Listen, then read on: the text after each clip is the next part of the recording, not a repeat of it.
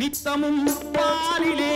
நீராட்டுவோம் பச்சை நிறத்திலே பட்டாடை நாம் கட்டுவோம் நித்தமும் பாலிலே நீராட்டுவோம் பச்சை நிறத்திலே பட்டாடை நாம் கட்டுவோம் திருநீரின் தத்துவம் தந்தை என்போம் அதில் திகழும் குங்குமத்தை அன்னை என்போம் திருநீரின் தத்துவம் தந்தை என்போம் அதில் திகழும் குங்குமத்தை அன்னை என்போம் சந்தனம் மணக்குது கற்பூரம் ஜொலிக்குது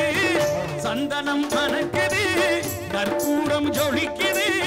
கந்தகிரி கோயில் வந்தால் நன்மையெல்லாம் நடக்குது